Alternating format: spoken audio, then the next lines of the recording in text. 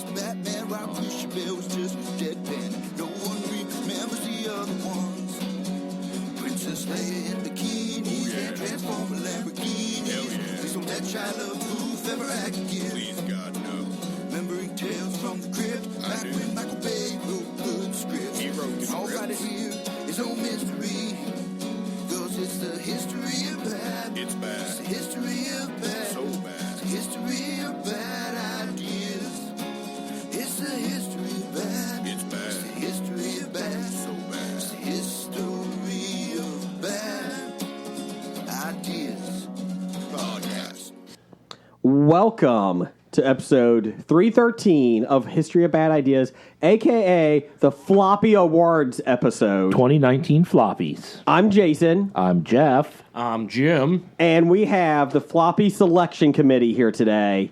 Not only us, but Blake. No, Blake couldn't make it. It was a special event. Blake doesn't make special events. This is the most prestigious award in podcasting today. It will culminate. I think it supersedes podcasting. It does. It's better than the Golden Globes because we openly admit when we accept bribes. Yes, they just do it quietly. We were better than the Oscars until they screwed over La La Land. Then we're okay, so we were good.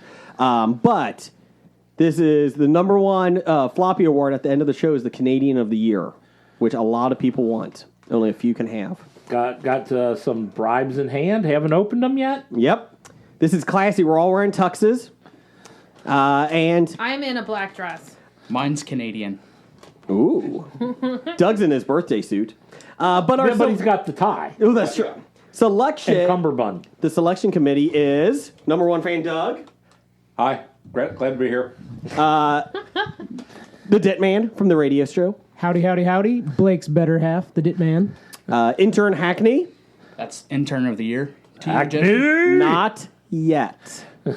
Well, a man that has never won a Floppy Award, but he has the record for most losses in floppy categories. Most nominations without winning a floppy. He is. Who was at the soap opera star? Susan Lucci. Yes, the Susan Lucci of Hobie. Scab Jeff is here.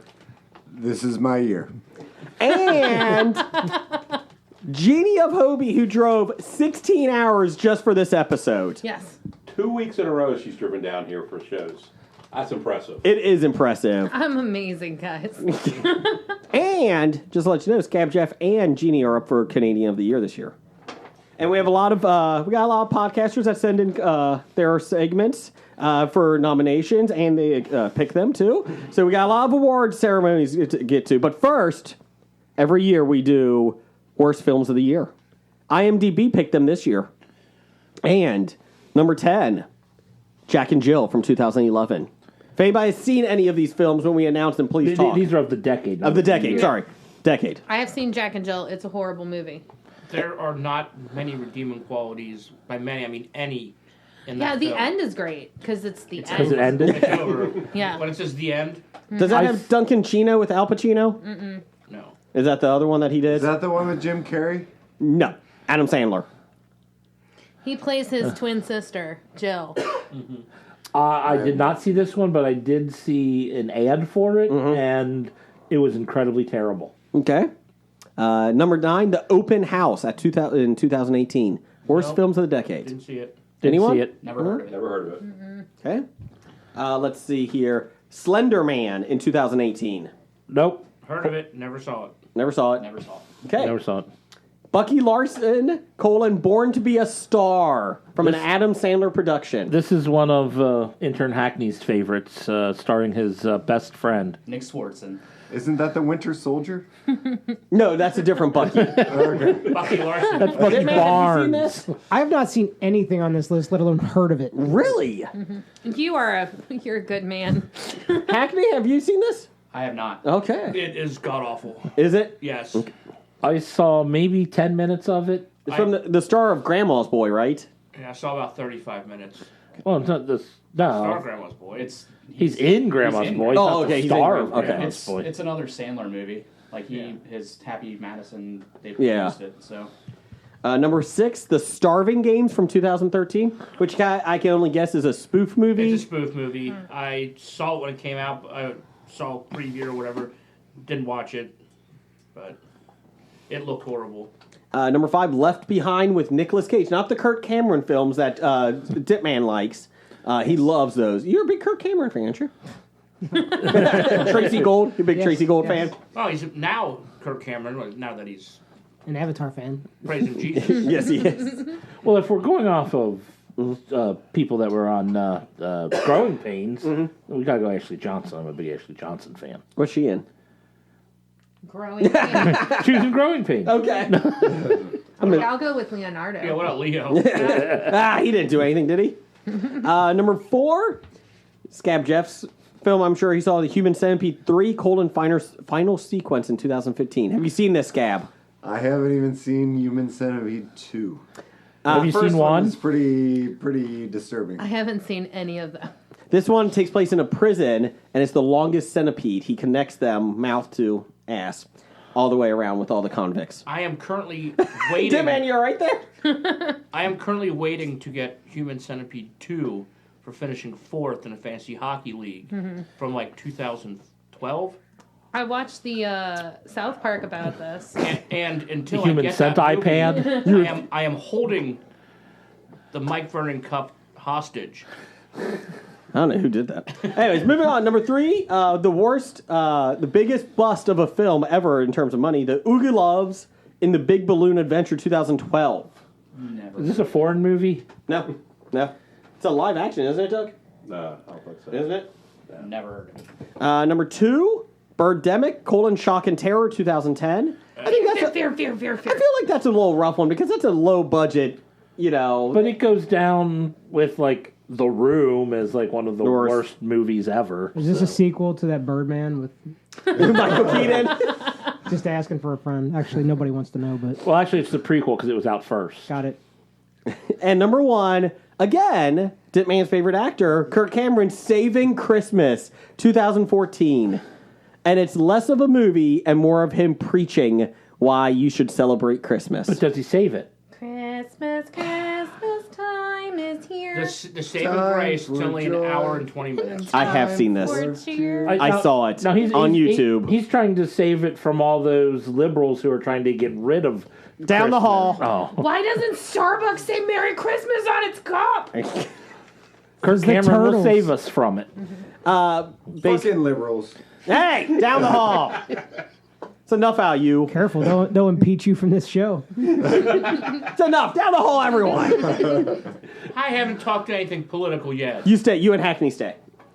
Yet. Yes. So there you go. Trump's awesome. We also have, real quick Fuck here, Matt Bevin. we can all get behind that. We can all agree with that. Well, nobody really wants to fuck him, but never. Let's see here. We have, real quick. Oh, go ahead. Was that in there? We have the worst Michael Bay films. I guess this is, he directed it, Doug? Of the decade? No, ever. I think it's just ranking all of his films. Oh, okay. Well, they're all the worst. Oh, no. I mean, Here we there's not go. a good one. Number 10. This is a new one that Doug just sent us. Sorry.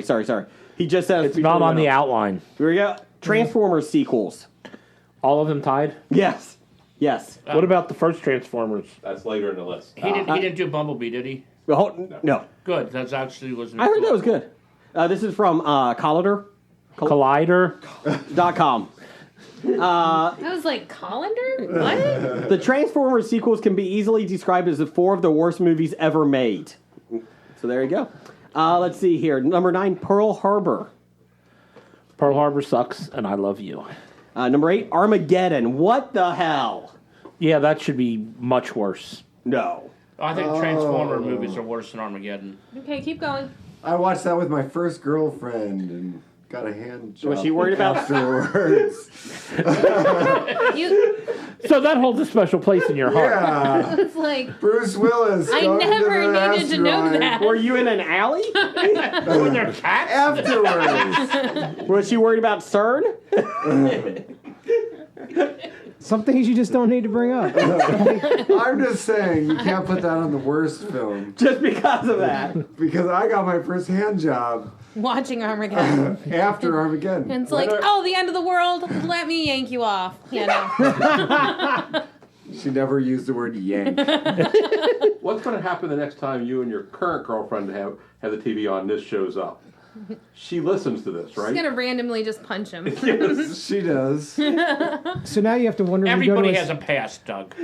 So now you have to wonder when you go to his home. Does he have all his, let's say, influential movies? And then underneath. He has 7 copies of Armageddon. So if you watch Armageddon with your current girlfriend, do you expect something from her now? Yes, for her to And whenever I hear Aerosmith sing any song, Immediately get aroused. He needs a new change of underwear. Oh, Steven Tyler. because it's the first. And it holds a special place. All right, moving along. Dude, benefit, he's only 25, so it's okay. Steven Tyler? No, yes. Number Willis. 7, Transformers. Did you get yanked off in any of those movies? I did not. I when was the married dinosaur- at that time. Only when the So dinosaurs he's came getting out. nothing. That was the sequels. Number 6, 13 Hours, Colin the Secret Soldiers of Benghazi. That was a Michael Bay film? Yeah. Number 5, The Island. That should be much worse. Oh, that was terrible. Let's see here. Number 4, Bad Boys 2. What you gonna do? What about Bad Boys for Life? Number It's not 3, out yet. For life. Pain and Gain. I enjoyed that. I I heard that wasn't bad. know that. Anthony Mackie was in it. Yeah. About the bodybuilders that were robbers, weren't they, or murderers? Both. Number 2, Bad Boys. It was gonna be The Rock, isn't it? Here we go. Bad Boys was originally supposed to be made starring Dana Carvey and John Lovitz. Oh my god. That makes it a different movie completely. Totally. Well, Beverly Hills Cop was supposed to be a Schwarzenegger movie. Or Stallone. One of What's the them. number 1 movie? Welcome to The Rock. So that's the number 1 worst movie by No, Michael best Bay? movie. His best movie. Well, oh, So this is a Michael Bay We went list. from worst to first. oh, I thought we were counting No. the worst. The Rocket. It was poorly led into. So everything Yeah, not it on the was list really is considered poorly. worse than what the list is? Michael Bay blows up so much shit in The Rock that the carbon footprint of this movie alone must have shaved off 500 years off the Earth's lifespan. That list Span. must have been made before 6 Underground came out on Netflix. They Yeah. did it in honor of it coming out. That was awesome. I just watched that.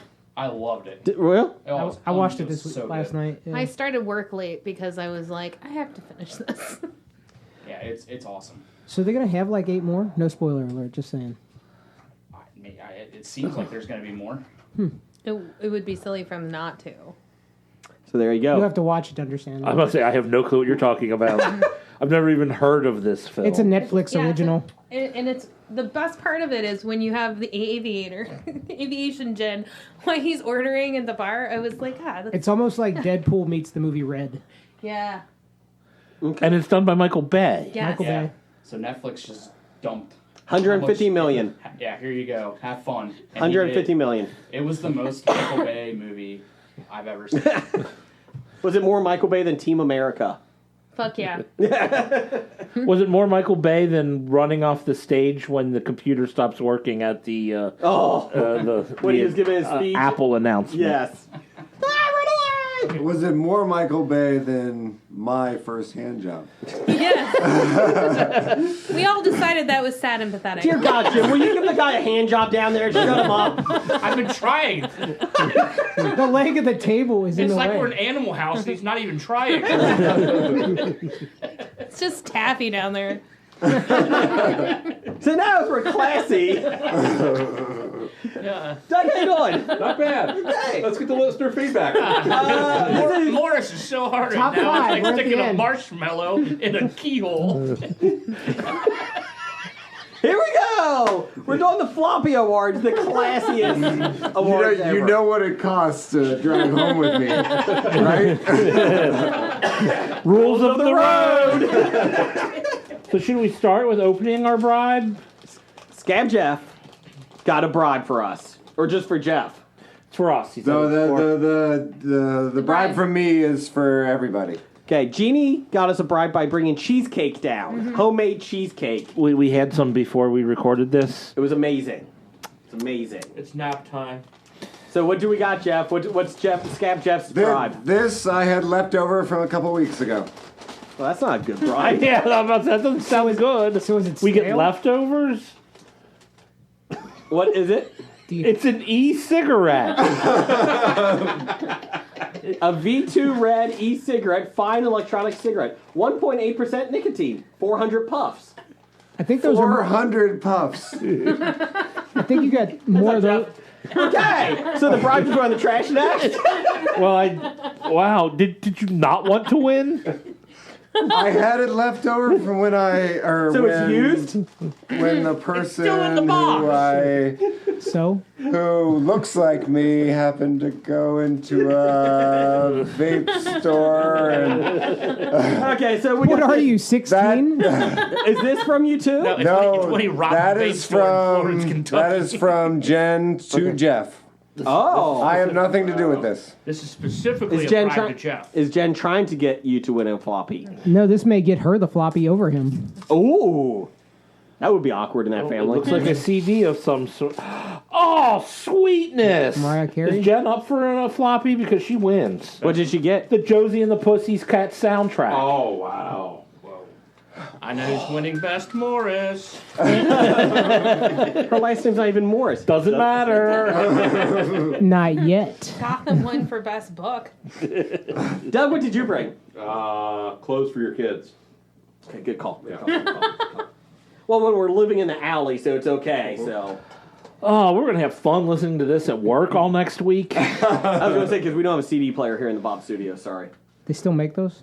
Yes. I have They one do- in my car. They just stopped making VCRs last year, so What? You had to run out supply. How am I going to watch Embrace of the Vampire or Karina Harney, 1994? you don't still have a working one from. No. You can get that turned over to a DVD. We might know somebody who does that. Yeah. It might. So here we go. Floppies of the year. Since we're talking bad films, let's start with the biggest box office bomb of the year 2019. Is the Pop Culture Cafe podcast. Hi, this is John. And this is Pitts McGee. Pitts McGee. I was hoping you were going to say that. Of course, I'll always be that. So under duress, mostly Scott, because we got together and picked neutral site back at the comic shop. Yeah, the police said this is the only place you can go. Actually, I mean it's been a rough couple of months. Yeah. But we decided to get together and talk a bit about the worst movies of the year. Well, sort of, yeah. The worst, the floppy. Again, we're gonna have the floppy for the. Yeah, worst movie. Yeah, fuck. So what's Okay. your thoughts on it? What, the worst movies? Yes. Ah, fuck. They weren't all that bad. The ones I saw. They didn't make any money, but I enjoyed them. Well, I mean, I saw three that I thought were probably the worst. Tolkien. It was just very briefly. It was the writing was kind of rough. The actors had no chemistry, and for a longer movie, it felt it was too long. And for an interesting character, Child's Play, a game, Yeah. looked nothing like Chucky. It was instead of being spiritually possessed, it was AI, which dumbed me. And the acting was the shits. And the last one was the Michael Caine movie. Yeah, the Michael Caine movie. Didn't remember the name for about it. the bank heist, and I remember sitting there saying to myself, "For all the talent in this, and there was talent in that. Charlie Cox, Michael Caine, who's the guy who was in Moulin Rouge? Chris Hemsworth? It was a very talented cast, and I remember thinking, my God, what a boring movie for such a talented cast. I don't know whether it was a script or just they'd already been paid ahead of time. Those are one of the worst 3 movies I've seen this year. No, I was gonna say it'd help if we picked the same ones. What do you mean, we picked the same ones? Because I didn't pick those 3 movies, the worst ones I was gonna look.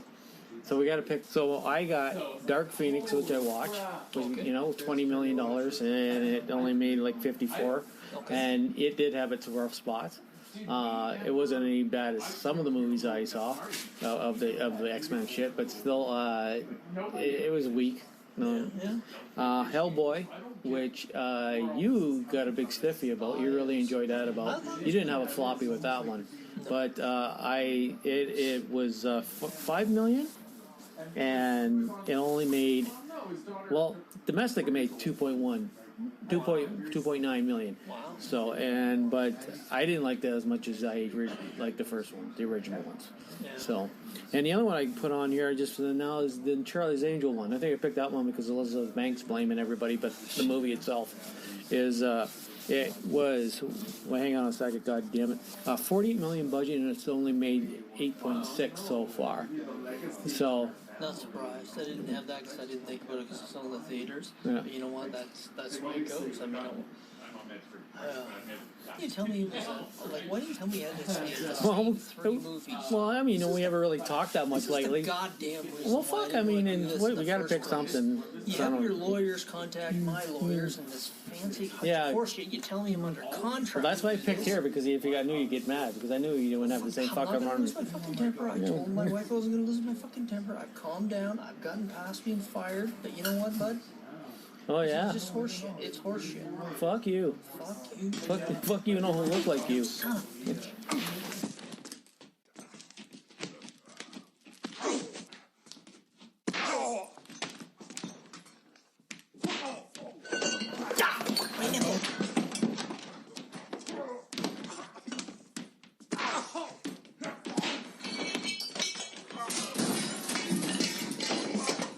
Fine, fuck. What movie you want to fucking pick then? So yeah, I saw.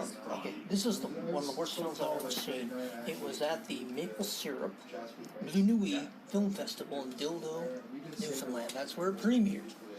Of course. Yeah, the big dildos. Dildos at the tip of the peninsula. Yeah. Very soft, sensitive people in the area. And I saw it. And it's called A French Experience. And I was like, what the fuck? It was terrible. I watched it, and all it was God, it was French speaking and toll booths and just the worst stuff in the world. Well, fine, fuck. How old was pick that? Very anti-American. Anti-American. Oh, fuck. Well, I can understand that a little bit, but fuck, we'll pick that one. What is it again? We'll take that one. It was A French Experience. And I suppose it only made Canadian Tire money. Exactly. All right, there's your floppy fucking bastard cocksucker. Floppy of the year. Oh, that sounds like he's taking a bucket or shit in a bucket. Oh, fine. A French Experience. Okay, fine. Fuck it. Thanks. I think that was kind of mean.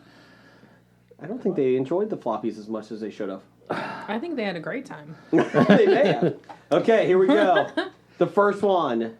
It was the second one. No. First one we get to pick as a committee. Oh, the first one for the committee. The worst new television series, 2019. Past winners, Bad Judge and Utopia in 2014. Tied. 2015, Heartbreaker. 2016, Kevin Can Wait. How dare you? I didn't vote for it. 2017, Megyn Kelly Show. That deserved it. 2018, The Alec Baldwin Show. In 2019, the nominees are... You don't have one in here that's the show of somebody. Who? The something show. Yeah, Megyn Kelly's show, Alec Baldwin show. You need to keep the theme going. I don't. Anyways, Bluff City Law with Jimmy Smits, which is already canceled. Carol's Second Act. Which is still on. And still awful. And yet I watch it every week. Proven Innocent. I don't even know what that one is. Sunnyside. which got canceled. Canceled. And The Village, which got canceled because it was on NBC, and everybody in the apartment complex loved each other because we're a family. We're a family. Oh, this wasn't based off of the BBC show The Prisoner? No, and it wasn't based on M. Night's movie either. So, we'll go around. Jeannie. Doesn't matter if you've seen them or not. Yeah, because I haven't seen any of these. I don't watch television. Have you heard of any of them? Nope. What is your pick? I'm going to choose the first one, Bluff City Law, because he told me what it was about, and that sounded horrible. It looked awful. Yeah. Jimmy Smith sounds horrible to you. Yeah. Okay. Scab? I'm just voting present. He did that last year. You're the worst. Jim? Let's see. Proven Innocence with Kelsey Grammer. That's the lawyer show. Okay. Sure. So I'm going to go Sunnyside. Okay. I saw 3 episodes of it, and it was horrible. You realize one of your sister's classmates was in that show? Yes, I do, and it was horrible. Intern. You can vote for Kevin Can Wait again. I will also vote for Sunnyside. Terrible. Is this about eggs? No, that's Cal Penn. Come on. Cal Penn is trying to... He's a disgraced public official who is trying to make his image better by helping immigrants get their green cards. You say Sunnyside, and I think eggs, and always look at the bright side of life. That's it. Is that from Oliver? No. I too thought that was a breakfast show. Apparently, it's a neighborhood in New York. Okay. I thought it was like a coming of age story about the Cracker Barrel and how they got started. But, Ooh. you know, That would have been more. That would have been more candles. interesting. Never have too many candles. but I'd like to choose one that hasn't been canceled already. Okay. So Carol's second act. Doug. No. We watched the first maybe 2 episodes of Sunnyside, and it was like, is this supposed to be a comedy? Have you watched Carol's second act? No, I have not. Because you'll say the same thing. So I have to go with Sunnyside. That's the only one I've seen, but yeah, it was horrible. I've seen none of these. And I've seen the trailers. And then at the upfronts, because I always am a geek for the upfronts, I watched a 5-minute trailer of Bluff City Law, and I wanted to gouge my eyes out. It was so bad. And actually, it did have Ashley Johnson from the Growing Pains in it. Oh, did it? Yes, it did. So, Because she was already still in that other show. I'll double check at break. What's it called? The Tattoo Lady show. Is that the name of the show? No, the show about the lady who had all the tattoos. Blindside? Blindside. She was in Blindside. Blind Spot? Or Blind Spot, yeah. Okay. Anyways. Until, this past Well, that's year. why, because she's in Bluff City Law. I'm going Bluff City Law for my pick. I'm going Carol's second act. Wow. So, in first place, Sunnyside wins the Floppy this year. Congratulations. Congratulations, you suck. I keep watching strive Carol's hard. second act, hoping it gets better, and it doesn't. Everybody says that. So it's going to be on like 7 seasons, like Two Broke Girls? Could be. I'm I'm watching it thinking they've got pieces in there that sound promising. This should be able to work. And it doesn't. Like Two Broke Girls? Like Two Broke Girls. This could be funny. This should be good. Oh my god, this is awful. Let's see if the second season gets any... Nope, still bad. Third season... Nope. See, when how did this something get a tastes 4th bad, season? I stop eating it. Season 18. Because you keep watching it, waiting for it to get good, and they're like, oh, people are watching it, so we won't change a thing. I'm required to watch a lot of these shows for my contract for Hobie. It's true. Yeah. There's a decent porn version of Two Broke Girls. I don't even want to know what it's called. 2 Girls in a Cup? It's called Two Broke Girls. And what they do not to be broke? Exactly. I'd watch it if it was Kat Dennings and Beth Baer. It's not. I'd still watch it. So, let's get to the category that is always tough to pick. It's Besotted Geek and Mrs. Stork. Peacock. They have best teenage TV show of 2019. Oh, I wonder what's going to win this time. Hello, Hobie and Hobie listeners. It is Stork, your favorite Canadian of the Year winner. How dare you? Gee, I don't even have to do anything. The soundboard does it for me. And with me is Peacock. We are from the Besotted Geek. Hi. your favorite Star Trek recapping podcast. Okay. And that no one's heard of, but please give us a listen. We are here to present once again for the third, I believe, year. Well, we're Best so good at it. Teen drama. We're so good at it. Well, yeah. We're in touch with the teens. A finger on the pulse of America's teenagers. Can we get in trouble for that? Finger on the pulse. Just the pulse. No. I think we're good. It depends on where we're taking that pulse. That's true. I'm going wrist. You still might get in trouble. Okay. Because you're kind of creepy. All right, well, let's get into the nominees here. Yeah. First up, and these were all chosen by Google, so, don't blame me. Oh, really? You just Googled it? Yeah, I Googled it. Okay, best teen drama. Right. And I just picked things that we're aware of. Mm-hmm. So, not necessarily not that many. we've watched. Right, no. Okay. iZombie. Okay, we've watched that. Not the latest season, which was the final season. I think it aired. Oh, really? Yeah, but the one before I wasn't that big of a fan of either. The whole zombie island Seattle thing. I don't remember. And she wasn't, like, it feels like the writers have run out of good ideas. Are they teens? That's a teen drama. Google, you're wrong. Well, okay, we'll scrap that one. The Umbrella Academy. Oh, I love The Umbrella Academy. Really good. Netflix. Yes. That was fun. I really like that. One of my favorite superhero things to come out in the last they're year or teens two. either. Yes, they are. Well, they were when they were. They're supposed to be, I guess, but Yeah. they're like old. They're still drama.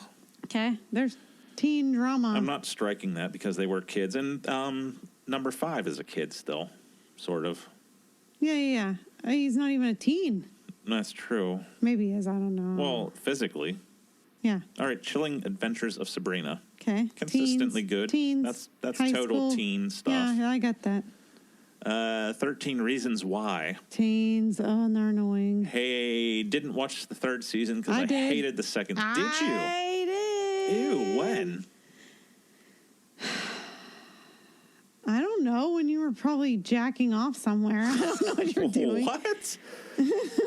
Wow, that's a lot of jacking off. It is. That's a long show.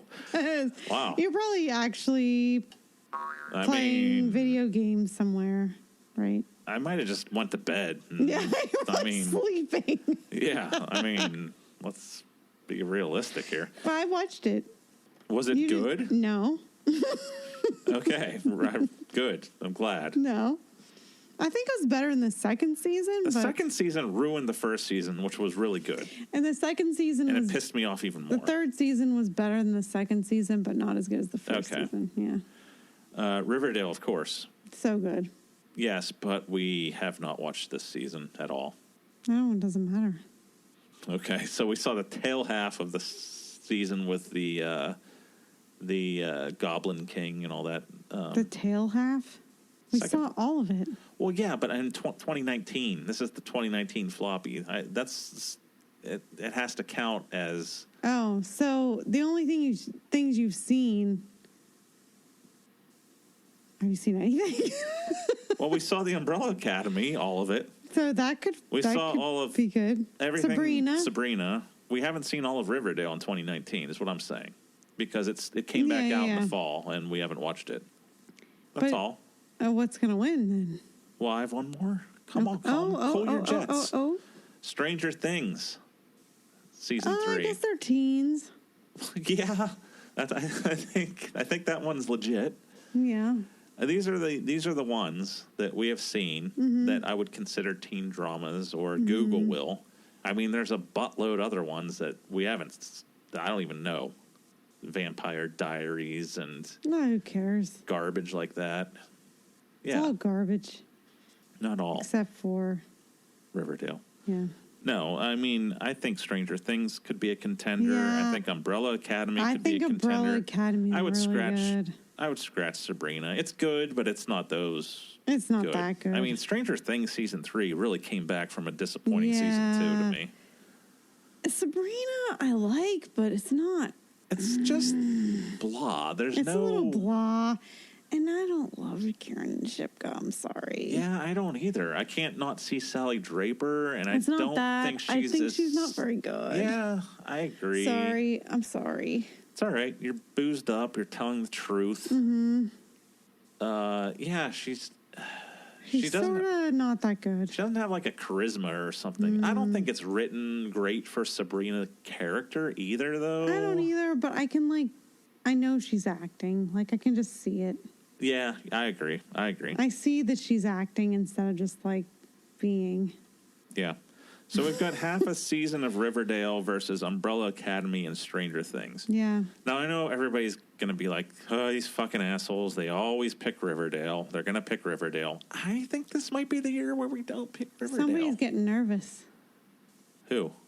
Who wants us to pick Riverdale? Brigger. Yeah, Brigger's getting nervous. He's shitting his pants. Shitting his pants, sweating in his shorts. Britches. His shorts are a mess. Let's just put either it that way. No matter what. He's a mess. Yeah, I don't know. He thought this was a shoo-in. Yeah, he was like, just pick Riverdale. Like, I know you will. That's why I'm picking you to do the team. I mean, I will not be swayed by the fact that, like, we may not be asked to do this again if we don't pick Riverdale. That actually might be a consideration I'm sorry, where I would not pick Riverdale. I have to go with my heart. Yeah, I'm not just a River. Like, I legitimately think Riverdale was the best teen drama of the last 2 years. Mm-hmm. But I can't put it above the other two this time. What's the other one? Umbrella Academy. What's the other Stranger Things Season 3. I would go Riverdale or Umbrella Academy. Really? Yeah. I wouldn't. So, we'll pick Stranger Things then? No, wait, what? I just said I don't think Stranger Things is. No, you said in there. No, you didn't say anything about that. You said I know. Umbrella I said Academy. I would go between Riverdale or the Umbrella You said Academy. I would put Riverdale above Umbrella Academy. No, and that's I not said, what I said. Yes, it is. Well, you misunderstood me because I what misunderstood the words that came out of your mouth. trying to say was that I would go either That's Riverdale not what you said. or the You Umbrella said you'd Academy. put Riverdale above it. I would say I'd put Umbrella Academy above Riverdale. Therefore, I thought, oh, we're both kind of eh. And nobody So- said Stranger Things. It seemed. Well, I don't want. You don't want Stranger Things. That's what I'm saying. All right. So I think Either Riverdale or Umbrella Academy. Umbrella Academy seems to be winning. I would take Umbrella. Are they teens though? I don't think they're teens. It's a teen drama. It doesn't matter if there's teens in it. I don't know if they're teens. Watch it. All right, we'll take Riverdale. Yeah. Fooled you. Riverdale. Suck it, bitches. Who the other guys on Hobie? We got Jeff. We got Fuck you, Jeff. Jim. We got Blake. Suck it, Jim. Hey, Blake. Suck it. I don't know who else is there. Probably Ape Hands. Who the hell's Ape Hands? Maybe Doctor Number One. Maybe Scab Jeff. How many the hell are people are there? Fuck it, it's Riverdale. Yeah, Get we're over taking it. Riverdale. You're welcome, Brigger. Yeah, you owe us. This was a. He was nervous though, wasn't he? We had him going. It's Riverdale. Come on. So Seriously, it's the best team drama I've ever seen in my life, other than 90210 back in the day. Yeah, if you say so. And My So-Called Life. Get the hell out of here. Now your credibility is just right out the window. Oh, okay. Pacey. All right, so Would you just call me Pacey? That's another teen drama, and fuck you, I'm not Pacey. We are the Besotted Geek. Check us out on stuff. And take it away, Hobie. I just want to thank Besotted Geek. I don't. Because I think they told everyone else to fuck off. because Riverdale really is the best show on TV. Okay, Stork. Fuck you. And the horse you rode in on. That's now 3. The horse didn't do anything. But it rode him in. I think it's now 4 years in a row Riverdale's won. So congratulations. I think they've only been on the air for 3. That's how good they are. I feel like you need to pick someone else to pick this category. Intern Hackney did this. Oh, Jason and really Stork hate Intern Hackney. created this category just so Riverdale could win. Riverdale. That's enough out you, intern. Mm-hmm. So I volunteer to pick it next year. Change not approved. Okay, here we go. Comic book. Next floppy category, 2019 Best Comic Book Inspired TV Show of the Year. We have, we did polls online on Bad Ideas Podcast, and these are the winners that are now the nominees. Oh. The Flash, the Agents of S.H.I.E.L.D., how, I don't know that upset the boys, but it did. Let's see here. Titans and the Chilling Adventures of Sabrina tied, so they will be in. And Preacher. So, last year's pick was Gotham, along with 2014, 15, and 16. The only year it did not win was 2017. Legion beat it. I think Blake rigged that. No, I voted for Legion on 2017. So, we have Titans, Chilling Adventures of Sabrina, Preacher, Agents of S.H.I.E.L.D., and The Flash. I'm voting Umbrella Academy. Okay, that's Jeff's pick. I don't think that's a nominee, but okay. Doesn't matter. I'm voting for it. I've listened to the show. You can make any... You can? Yeah, I'm Jeannie? going to vote for Gotham. Okay. Is that even on this year? Gotham. Doesn't matter. Gotham. Intern? Gotham. Jetman? Well, I'd like to say, let's hear it for the boys. Mm-hmm. Flash. Ah, he's the fastest man alive until next. It's pretty quick. Doug? Definitely Gotham. I'm going Riverdale. So Gotham wins. So, Again. the winner of 2019 is Gotham. That was a blowout, too. Umbrella Academy got screwed. I'm just happy Riverdale tied for second. So that's good. That's good. We'll take it. So did the Flash. Oh, so did the Flash and Umbrella Academy. Conveniently left off if Jason's tied for fifth. Man, you need to send a note to the Flash production company and say, congratulations on your second place vote. Are we sure they tied for second, not We like think fourth? so. I think they tied for fifth. By the way, Jason counts, yes. So now we got a very special new category. It's by Everything I Love, I Learned from Films. Everything I learned from movies. There you go. Steve at EILFM, great podcast. They are new presenters this year. New presenters. And they did the best Nicolas Cage film of the decade. Enjoy. Good evening, ladies and gentlemen. I am Steve from Everything I Learned from Movies at eilfm.podbean.com. And for those of you not familiar, we talk about bad to questionable movies. We also have interviewed some great directors, actors, stars of stage and screen, voice actors, producers, casting directors, all kinds of wonderful people involved with movies. But we're not here to talk about them today. We are here to talk about the patron saint of our podcast, Sir Nicolas Cage, and give the award for Best Nicolas Cage Movie 2016 to 2019. Now, there are a lot of nominees, 22 to be exact, including 6 more coming attractions for next year, 2020. So let's start, shall we? Starting in 2016, we have USS Independence, Men of Courage, the true story of World War II Navy ship captained by Nicolas Cage, sunk by the Japanese in shark-infested waters, and monologue by Robert Shaw in Jaws. Also a great cameo from friend of our podcast, Thomas Jane, whom we interviewed and will interview again shortly. I give this movie 8 out of 10 sharks. The Trust. Have not seen due to my wife's fear of Elijah Wood. Sorry, 0 out of 10 rings on that one. Snowden. Have not seen due to Joseph Gordon-Levitt's resemblance to Elijah Wood. Honestly, I'm surprised Nicolas Cage was even in this big-budget movie, so it's probably a small role. 0 out of 10 sanctuaries. Dog Eat Dog. Nicolas Cage and Willem Dafoe together again a scant 25 years after Wild at Heart, as a pair of ex-cons hired to kidnap the baby of a mobster. From the director of Cat People. 7 out of 10 dogs. Army of One, the incredible true story of a Colorado construction worker who is visited by God himself, played by Russell Brand, who gives him the Blues Brothers-style mission to travel to the Badlands of Pakistan and bring Osama bin Laden to justice. Again, based on a true story. 7 out of 10 missions from God. Now, 2017, we have Vengeance, a love story. From director friend of the podcast, Johnny Martin, comes the tale of a man who comes to the aid of a single mother who wants to bring her rapist to justice. Standing in Nicolas Cage's way, swarmy lawyer Don Johnson. I give this 85 degrees on the Vengeance-o-meter. The Humanity Bureau, a dystopian thriller set in the year 2030 that sees the world in a permanent state of economic recession and facing serious environmental problems as a result of global warming. Featured on the Flophouse, so that's a hint. 5 out of 10 straws. Mom and Dad. Nicolas Cage and Selma Blair are parents during a 24-hour mass hysteria outbreak where all parents try to kill their children purge style, from the director of Crank and Ghost Rider Spirit of Vengeance, and just wait until the grandparents come to visit. 10 out of 10 hashtag child murders.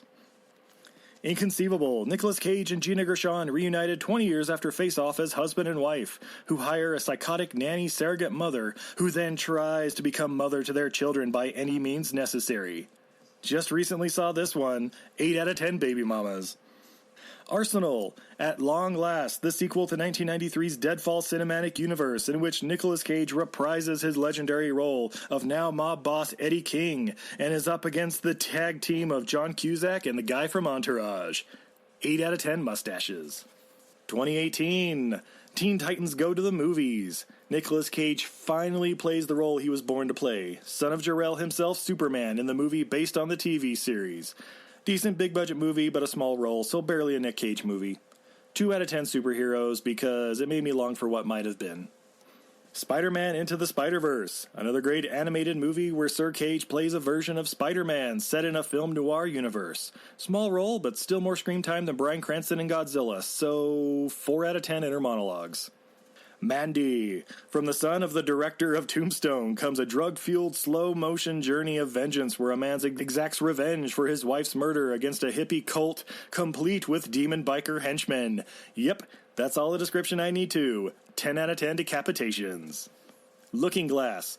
Honestly, you haven't even heard of this one. Probably thought it was Alice in Wonderland sequel or something, but apparently he and the chick from The Craft buy a desert motel and strange thing happens.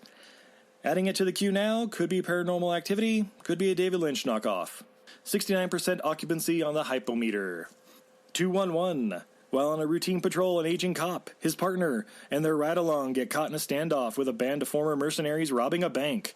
Not cagey enough. 4 out of 10 hostages. Between Worlds. Oh. A truck driver befriends a German-born Southern woman who can contact spirits when suffocated. After bringing back her teenage daughter with his help, they soon find out that his ex-wife has taken over her daughter's body. And then shit gets weird. 10 out of 10 chokings. And then this year, 2019, we have Running with the Devil. Nicolas Cage and Lawrence Fishburne together at last as they're executive investigating why shipments of cocaine are being hijacked. Haven't seen this one, but they're credited as the cook and the man, and guest star Barry Papa is credited as the boss. 82% pure on the cocometer. A Score to Settle. A terminally ill prisoner is released from prison with $500,000 and 2 missions: to reconnect with his estranged son and exact revenge on those that led to his false imprisonment. 9 out of 10 baseball bats.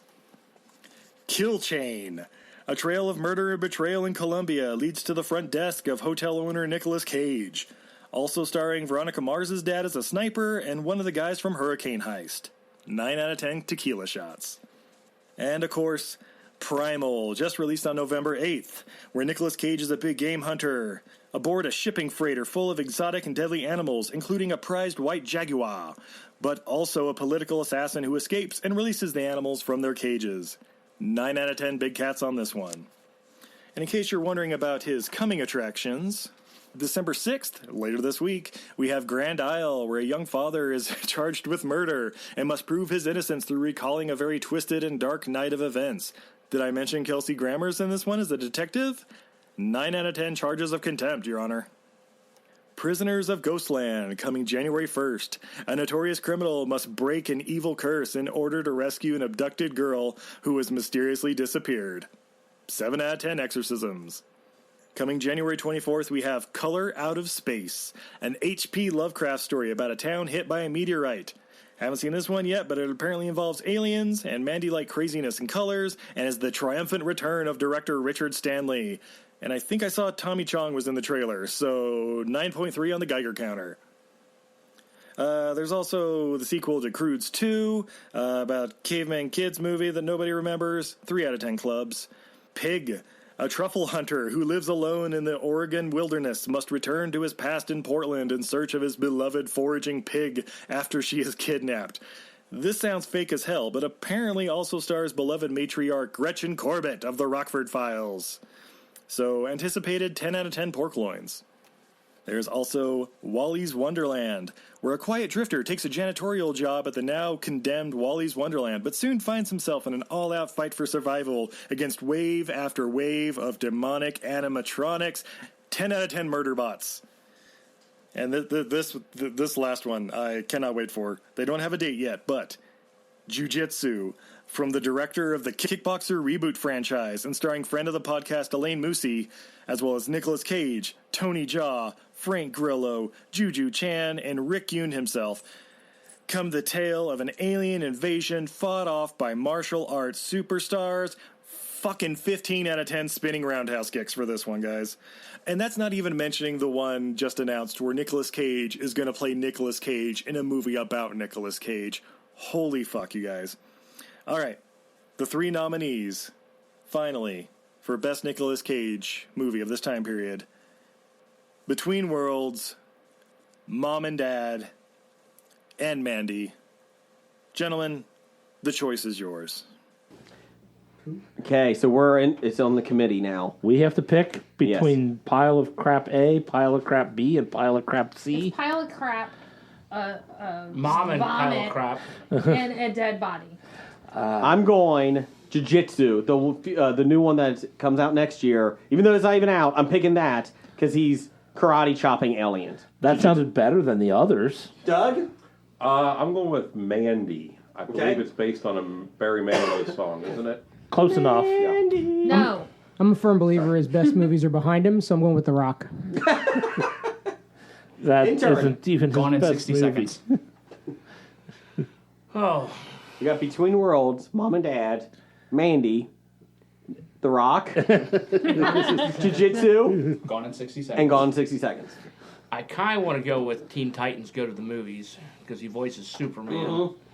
But I'll go Mandy. Okay, Mandy's got 2. I gotta go Spider-Man Into the Spider-Verse. Okay. That was a good movie. It's Jeannie? supposed to be his worst movie, though, right? Nope, best Nick Cage film. I'm going to pick Mandy, so there's a clear winner. Yes, Demon Henchman. Jeff? Damn. I was stuck between Spider-Man Into the Universe and Jiu-Jitsu, but apparently it doesn't matter. Jiu-Jitsu. Your That vote does not count. So you're not So I'll go Wisconsin. Raising Arizona. Okay. Congratulations, Mandy, and congratulations, Nick Cage. And we'd like to thank Alabama's delegates for voting there at the end. I abstained. Jeannie was Wisconsin. Okay, so now, next category. This is a big one. Pittsburghian of the Year. Yes, it's an award. It's the worst person award in the world. In the world. In the world. Because Pittsburgh is the worst. The nominees this year, Scab Jeff. Yes.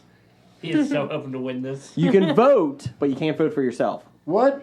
Since when can I not vote for myself? New year, new I've been able to rules. vote for myself every year for the last 6 years. Change approved. I vote he can vote for himself. Okay, that's fine. He's still not winning. Besonic Geek, because he is He the worst. sucks. Kevin James, he is the worst. You forgot Nick Albright. And Nick Albright, who's the sexy lover of Jeff. Why, thank you. I thought that was Madeline Albright's husband. Who is also the sexy lover of Jeff. So, the fans voted, and this counts as 1. Winning 52% to the second place was Kevin James. Besotted Geek has a vote as the worst person of the year. Okay. Jeff, you go. Oh, you're starting with me on this one? Yes. I'm going to have to go Kevin James. How dare you? Jeannie. Oh, he dared. I'm going to go with... I'm going to vote for Nick Albright. Because it is creepy. Yeah. Scab Jeff. He always does the lovely questions. We got to Scab- get all sexy music on. Scab Jeff? You just announcing yourself, or is that your vote? A little bit of both. Okay. Jim. So was that one vote for everybody? Yes. Yep. Again, he bribed the committee with something to give us cancer. Yes. Scab Jeff. That is the worst person vote. Intern Hackney. I'm going to say Scab Jeff based What? on... based on last I couldn't win a episode. What the heck is this? You can't win a floppy. I'm nothing if I'm not unreliable. So Kevin James. Oh. If I get one more vote, I win. Doug, what do you got? I can't stand Besotted Geek, but Kevin James. Kevin James. It all comes down to you, Jason. I really can't stand Besotted Geek. He doesn't like Pez. Uh-huh. But Jeff is just Scab Jeff is just Scab Jeff. If it's a tie, we have to go to a revote. I thought if it goes to ties, it bumps up. It's like our card games. I'm going Kevin James. He's the worst. You came so close, Scab. Kevin James really is the worst. He was already walking up to the podium to accept it. He was. Kevin James or Scab? Scab. You know what? And Kevin James, I mean, he played pretty much a UPS driver. Those are the poor man's mailman. Oh, I mean, yeah. come on. You know, during Christmas season, they came and deliver all their stuff. They send them to us. So. You know, who would be us? The post office? Yes. Because the mail never stops. Except if it gets too cold out. But I can't speak about the post office because I'm related to That's true. Anyway, so congratulations, Kevin James. Congratulations. Last year's winners were Besotted Geek and Nick Albright. Apparently, I'm sorry, Kevin. Co-winners. Yes, co-winners. Let's go with Just in Time. It is their first Floppy presentation. Great, guys. Best movie stoner of 2019. I don't think it's... All right. I don't think it has to be a film from 2019. Just best movie stoners. So, take it away. I was going to say. Hello, ladies and gentlemen. This is Millie Van Nielsen, joined by my co-host, Norman Blunt, known usually as the J&T Baggers from the Just in Time podcast. And we are here to present you with the 2019 Movie Stoner of the Year. Do you have the envelope, Norman? You have the envelope in a bag, okay. Hey, it's Stoner Movie of the Year award. Everything's in bags. I get it. It's written on a joint. Nice. Yep. Check this out, guys. It's going to Atticus and Molly from Chasing Molly, considerably a Stoners of the Year award. But yes, Molly and Atticus are played by Shelley Pack and Jim Cashman, respectively, in the 2019 movie Chasing Molly. We already said Chasing Molly. You know, yeah. There's a reason we picked Stoners of the Year. We have to wrap things up before we forget. Oh, yeah. So, yeah, if you want to hear some more Stoner shenanigans, you can always head to, well, since you got things written on joints, does it say our website on that joint? Let me see if I can remember. jntbaggers.podbean.com. There it is. But, yeah, thank you, History of Bad Ideas, and, yeah. Well, thanks. Don't worry, they won't remember. Do we know who actually won? I think Chasing Molly. Okay. It's a documentary. I had a hard time following that. But thank you for sending it. Next is one of our favorite categories of the year, the Worsley Award for the dumbest death. Last year, somebody tried to, convert, a tribe off the islands of, what was it, Jim? Do we know what those islands Like were? the Philippines or something. Yeah. It was someplace in the Indian Ocean. Yeah, it was North Sentinel Island. And he got shot at with bows and arrows because they don't like anybody coming. And the Bible saved him. The Bible saved him, so he came back the second day and got killed because he didn't learn his lesson. Yeah. God sent him a message. Yeah. And he still went back. Who was Worsley? He was some dumbass that decided to go across Antarctica without a jacket. Just saying. Wear a fucking jacket. Was it the summer or winter? It was winter. Okay. He was planning on just wearing blubber. He was fine. It didn't work. You can't just go kill whales and get blubber wherever you want. So nominees this year. There's laws against them things. Woman killed at a gender reveal party in Knoxville, Iowa, when a homemade explosive device went horribly wrong, shooting metal shrapnel. Yeah, it certainly is sharp. Sharpnel. Toward the family standing. It's all those tours. It's all those tours in the military. She was struck in the head and died on impact. The family spent 2 days preparing for the moment by welding a homemade stand, which was filled with gunpowder, to a metal base. They drilled a hole for a fuse and placed a piece of wood on top of the metal stand. Colored powder was then layered on top of the wood. They put tape on top of it, to make it safe, and which inadvertently created basically a pipe bomb. Rather than shooting the colored powder in the air, it just exploded outward. It just went boom, dead. Yes. Instead of going poof, it went kaboom. Paul, you know something about explosives. Is that good to do that? No, safety first. Okay. Yeah, if you're going to do a gender reveal, use balloons. Okay. Don't use explosives. Or don't do one. I agree with you there, but if you're going to do it, do something that's not going to shoot sharpnel at you. Do we know if it was a girl or a boy? No, that It says a Or was woman. the mother the one killed? No, it was an ant. And this is why you don't win awards. Number 2, an elephant trampled and a lion digested a poacher in Africa who had illegally crept into a national park with murder on his mind as he was looking for rhino horns. I feel like lately that always happens, so... I know, but it's kind of fun. Good for the animals. Yes. Always root for the animals. One for the animals. Floppy. And Paul McDonald was attacked and killed by a pet deer on his property in northeast Victoria, Australia. It trampled him.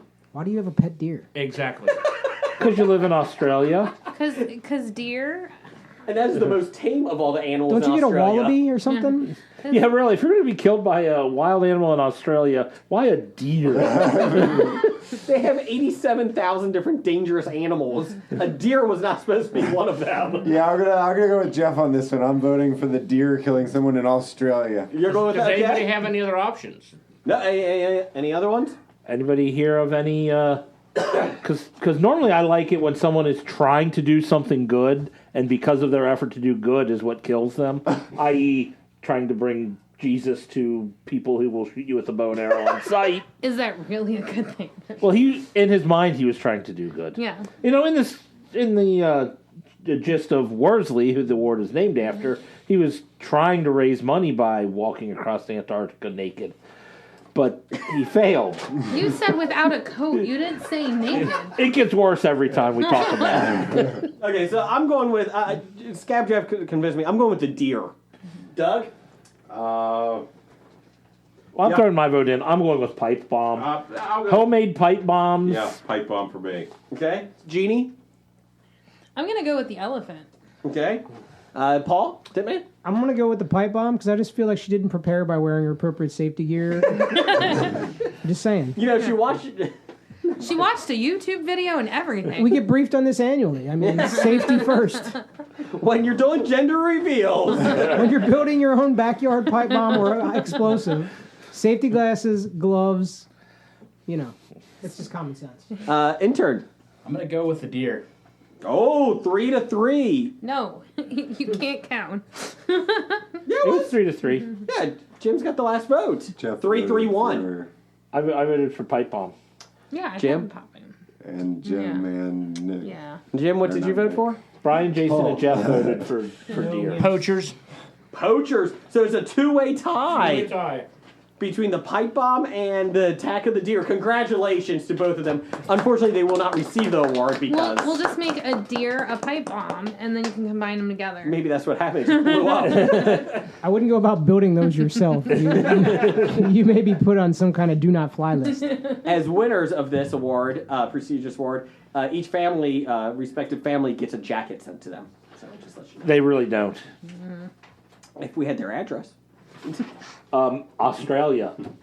I'll just send it to Australia and see what happens. To the guy that got killed by a deer, here's your jacket. Okay, we're wrapping it up here. We only got a couple left.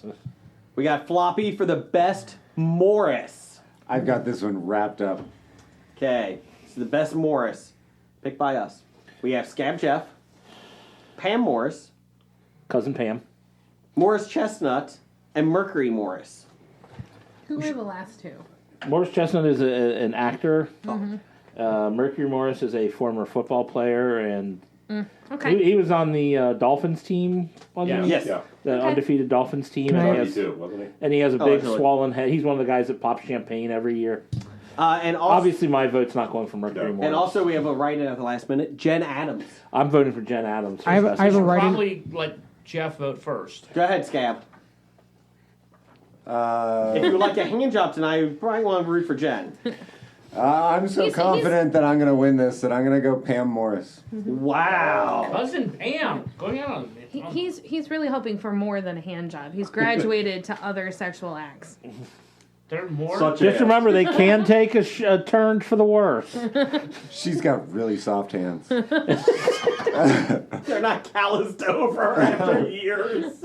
She moisturizes. They've only seen Armageddon twice, so they haven't calloused over yet. Really went downhill. Doug, what you got? What's your pick?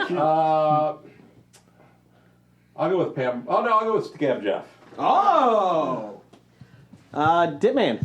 I too have a write-in, and I feel it's appropriate building on last episode. Okay. Morris the cat. Oh! Uh-oh. Ooh, I was counting on your vote. Nobody counts on me. Did Cat win this 1 year already? Yes. Jeannie, who was your vote? I haven't voted. Who would you like to vote? I'm going to vote for Jen. Oh, no. Because I met her. I voted for Jen. Okay. Intern? Oh, no. I'll say Morris Chestnut. Oh. He's the one from Two Broke Girls, right? No, that's Garrett Morris. He won last year. Garrett Morris won last year. I vote for him. Garrett Morris? Yes. Okay. Did you vote, Jason? Not yet. I am going to vote. I'm going to go Morris the cat. So it's 2 for I like Morris the cat. Ditman's pull from that. Jeff, if you get Two for this Jen vote, Adams. You leave a 3-way tie, Jeff. And then we have to vote again. We did it last year with Canadian of the Year. I'm voting Scab Jeff. Okay, 3-way tie. Okay, so here's the big day. Floppy for the best Morris. We have Morris the cat, Scab Jeff, or Jen Adams. You have to pick one of them. You can only vote for those three. Yep. Re-vote. Scab, who would you like to vote for? Oh, I have to go first? That's the rules. Do you want a Floppy?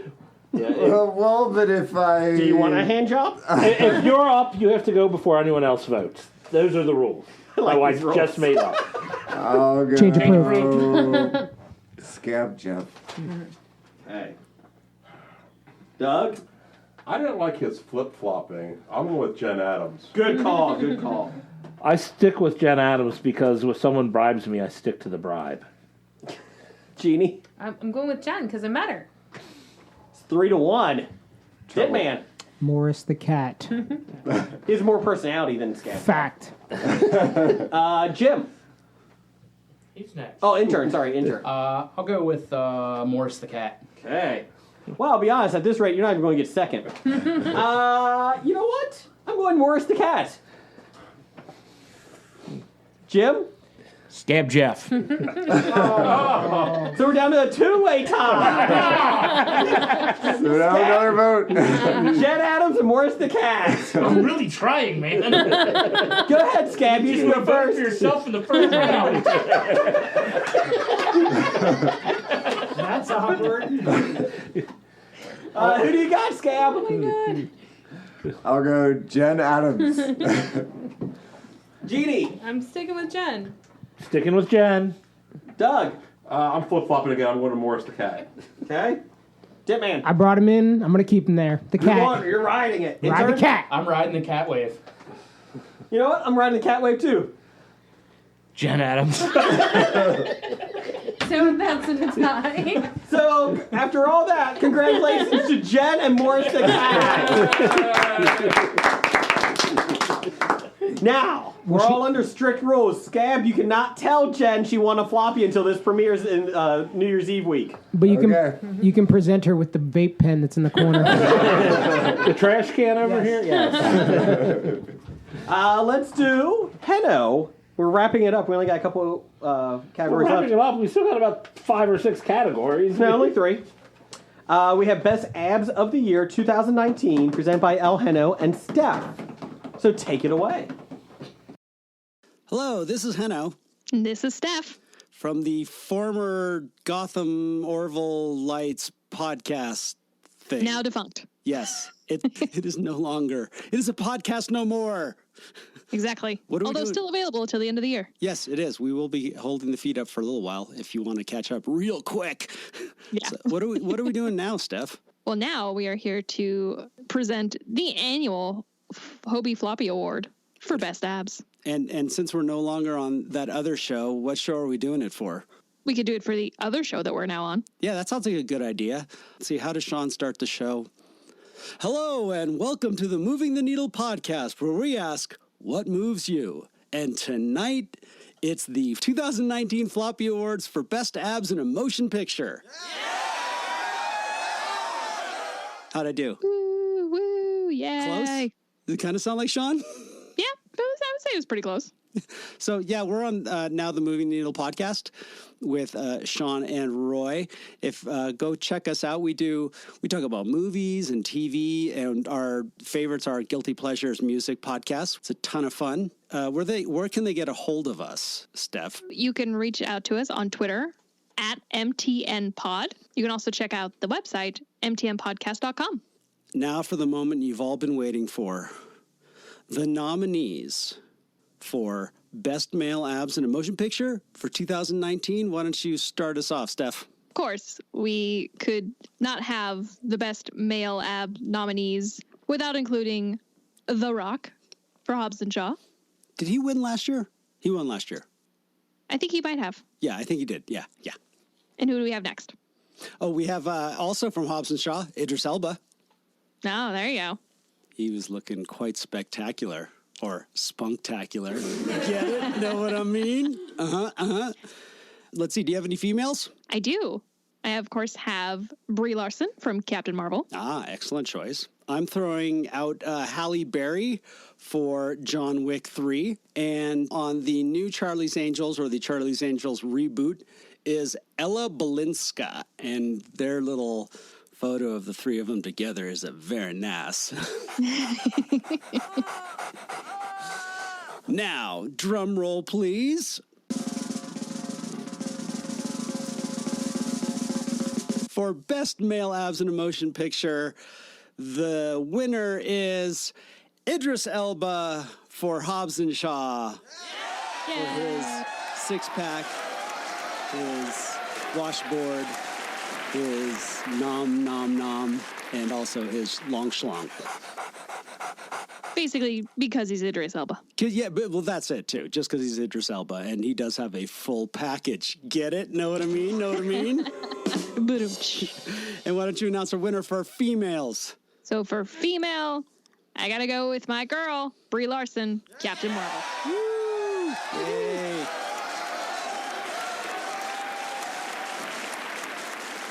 Now, do you have any honorable mentions? I do. As honorable mention, we're going to go with most abs represented in one movie for Avengers Endgame. Nope, can't knock that one. Nope, there were a lot of abs. There's a lot of good-looking people in that movie. A lot of good-looking people in that movie. A lot of past winners. Yes, past winners. Yep. And one current winner. Yep, plenty to go around. Uh-huh. Well, thanks for joining us and everyone on The History of Bad Ideas. Thanks for having us announce the winners this year. Bye. Yes. Bye. Okay, we got 2 more categories, but we added another one in honor of intern Hackney. Wait a minute, you're just jumping over the... I just want to sit here and enjoy the abs for a minute. We can enjoy the abs because everybody loves Idris Elba. I thought you were talking about my abs. Your ab is amazing. He was in Cats. Yes, I was not. They had to get rid of his package. And Brie Larson? I do say, well done, guys. Well done. Anyways. Golf claps. Well done. Intern of the Year. Floppy Awards. Oh, was this the last minute edition? Yes. It was voted on because the fans wanted it. We have Robert De Niro. From the Intern movie. Intern Hackney! Our last intern, Quasimodo. And a dual one, Vince Vaughn and Owen Wilson from The Internship. So, or if you have someone else, you can throw it in there. Doug, what would you like? Who would you go with? Just because he always puts my question first. Intern Hackney. Okay. But doesn't he have to vote first? Oh, yeah, I'm sorry. Oh, yeah, Intern he's Hackney, up. go ahead. I'll vote for myself. Okay. I was in question for a while. Who would be dumb enough not to vote for yourself? That's how you lose ties. Yes. That's how you do it, Jeff. Jim, who do you got? Intern Hackney. Okay. Jim has to vote for me. You didn't drive him. His Jeff. wife said so. She'll cut me off. Jeff? Oh, me. I thought you were looking at Scab Jeff. I'm trying to remember. I forgot our original intern who got lost in the Canadian Rockies. Wild, yes. I don't remember her name, but I want to honor her. Hockey intern? Yeah, hockey intern. Okay. Thanks, Jeff. I'll be honest. I'm going with somebody that didn't make as many errors. I'm going Quasimodo. Jeannie. I'm going to go with De Niro. Ooh. Ditman? Well, this is awkward. He's only sitting right next I'm to you. not voting for the guy sitting next to me. I'm going to go for the dual ticket. Oh. Vince Vaughn and Owen Wilson. Oh, that clinches it no matter who Scab Jeff votes Hey, for. hey, Alabama, go and vote. What do you got? Hawaii, what do you got? What's your vote? Scab Jeff. Congratulations, intern Hackney. Would you like to explain to Scab Jeff what it means to win an award? Go ahead. Did Scab Jeff come in second again? He tied He for tied for second. That's awkward. In a If four-way you're ever tie for presented with second. the opportunity to vote for yourself again, vote first. How does it feel? Vote of often. all the awards you have ever won, how does this feel? This is the first award I've ever won. Okay, how does it feel? Oh, it feels amazing. Yeah. You're like, I'm going to keep doing this job. I'm gonna go to Disney World. We Thanks, won't pay. Dad. And intern Hackney was just sold to Disney World. So then, 2 categories left. Let's root on our Pittsburgh, not the people that were worst of the year, but Pittsburgh of the year, or Pittsburgh Nerd, has Sports Story of the Year 2019. Take it away, Sean, and fuck you, Ian. Hello, Hobie fans. This is Sean Kuhn, co-host of the Pittsburgh Nerd Podcast and nominee 2019 Canadian of the Year. Now, normally, I would do this presentation for sports event, sports news story of the year. I would do it with my co-host, Ian. Ian has chosen to boycott the Floppy Awards this year, citing gross incompetence and something about institutional control. Something I can't remember. Basically, he's at a Christmas party and couldn't come tonight. So you're stuck with me and my ramblings as far as the sports story of the year for 2019. And I have some thoughts. I have some things I could say. But first off, let me just say to my friends at the History of Bad Ideas podcast how much I love you guys. And I certainly hope you make the right decision and vote for me as 2019 Canadian of the Year. The highest honor that Hobie has to offer. And while there's no great prize, in fact, I believe it's an IOU and a picture of Blake Bott signed by one of Jason's children. It's just the honor of holding that award that so many other great people have held in the past. People like Henno and no, not Stork. No. But so many others that it's just, it would be an honor to be ranked among them. But I continue. So for 2019 Sports Story of the Year, the 2019 sports year was actually really a great year for sports if you really think about it. You start with Tiger Woods winning the Masters. You could talk about Clemson's domination of Alabama in the national title game. You can talk about the Nats winning the World Series for the first time and the year after Bryce Harper leaves for free agency. You could talk about the Blues winning the Stanley Cup after being in last place in all of hockey, I believe, in January. They make a miraculous run for the Stanley Cup. You could talk about women, an all-women's main event at WrestleMania, which is unprecedented and history-making. I'm sure somebody back there is groaning, it's wrestling, it's not really sports, but it's sports entertainment. the launching of AEW, a new wrestling promotion, to give fans an alternative to the WWE. Wrestling as a whole, you talk about NWA Power on YouTube. You could talk about the changes they've made with Impact Wrestling and everything that's going on with pro wrestling. It's a renaissance, if you will, in the pro wrestling industry. You could talk about NBA free agency this year. The NBA offseason was bonkers in regards to everything that took place with free agents and how many high-priced, big-name free agents were available. And there was no real super team. It was a bunch of duos that came together with either via trade or however it was done via free agency. And there's just a lot of duos, which makes for a much more balanced league this year and a lot of very, very good teams that are fun to watch now. So NBA free agency was fantastic to kind of sit back and watch take effect. But to me, there's one story that you have to say was the story of the year, and that was the saga of Antonio Brown. Here's a man, probably one of the most talented players I've ever seen. And he fucks over. Can I say fucks over? Well, it's Hobie. Yeah, it's not a problem. Thank you, producer. He fucks over not one, not two, but 3 different franchises this year. He fucks over the Pittsburgh Steelers. He wants out. He's tired of Big Ben's hijinks and shenanigans.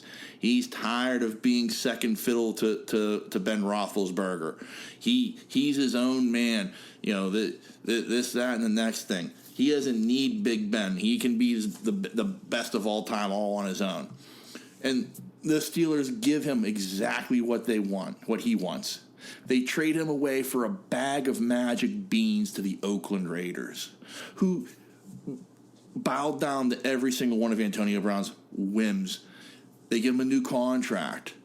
The whole helmet saga, his feet being cryogenically frozen, the whole thing with, you know, him not showing up for work because of his helmet, and him saying that he's being prejudiced against by the NFL because he wants to wear a specific type of helmet that's no longer allowed by the league because it didn't pass concussion tests.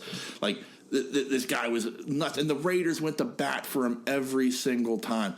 And still, for some reason, it's like he figured out, oh shit, this is the Raiders.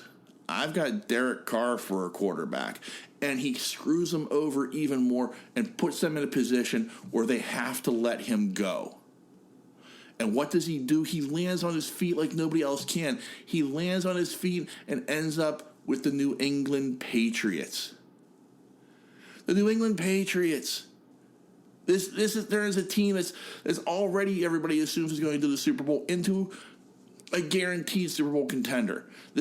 Tom Brady hasn't had a target like this since the days of Randy Moss. And then he goes on Twitter or Instagram or something, and because there's a report that he had some sort of, you know, sexual harassment case against him, and he basically through direct message with his lawyer on the direct message basically threatens the young lady who's suing him for this. They have no choice but to let him go. And then everything else that's taken place with Antonio Brown this year, it's been amazing to watch. It's sad and it's pathetic, but it's also been amazing to see just how somebody could break down like this. So that's it. That's the sports story of the year, folks, right there. The saga of Antonio Brown. So remember, you can find me and my co-host Ian when he decides to show up as part of the Pittsburgh Nerd Podcast. You can find us on all the major podcast listening places. You can also find us on Facebook and Twitter. Just search Pittsburgh Nerd. We're very, very easy to find. And remember, a vote for Sean Coon is a vote to make Hobie great again. Thank you, good night, and God bless. Antonio Brown is very Pittsburgh type story of the year. I think the war with Ian is getting worse now. Who's Ian? He did Antonio Brown too. He went AWOL. Oh. Anyways, you know what? I lied. We have another one.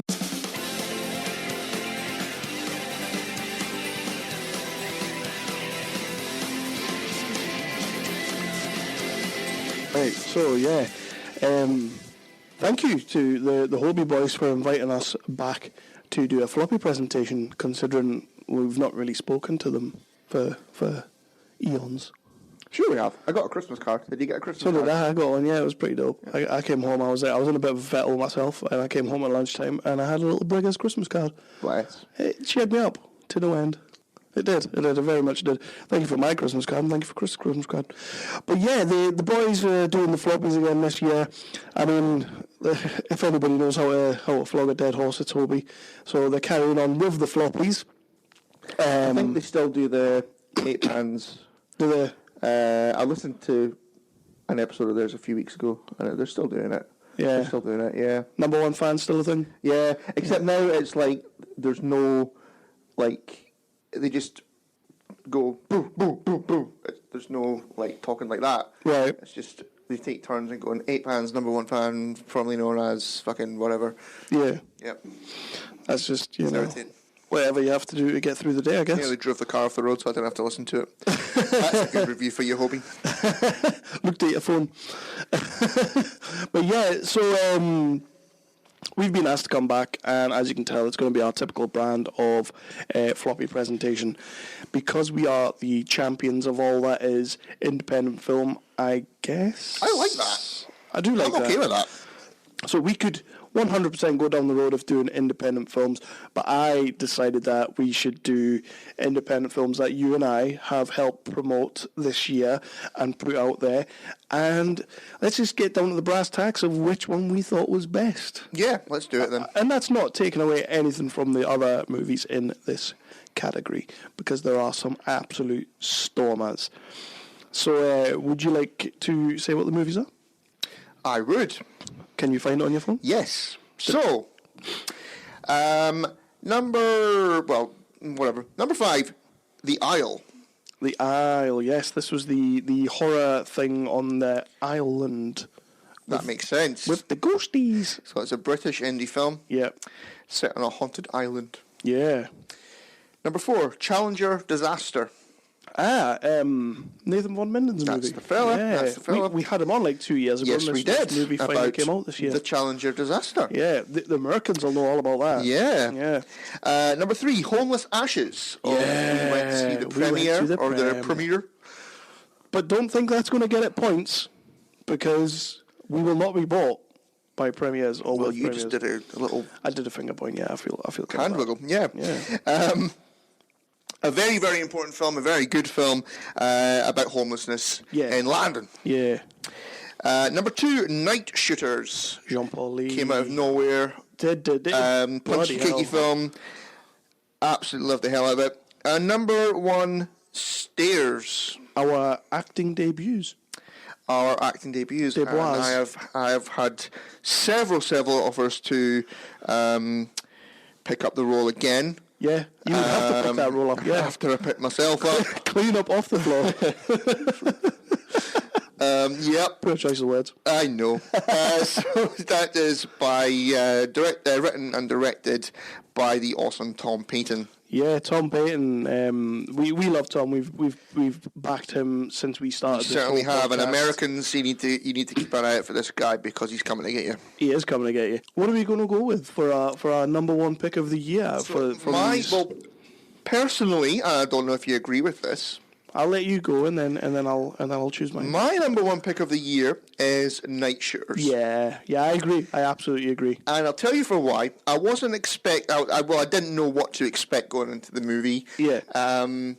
It starts off with like a amateur film crew shooting a film, and then it comes out of nowhere. The movie comes out of nowhere, and then next thing you know, you've got bloody zombies and all that kind of thing. It's like that whole, it's like that Pineapple Express kind of thing, where it starts off as like a stoner comedy, and then turns into a full action thing. Yeah.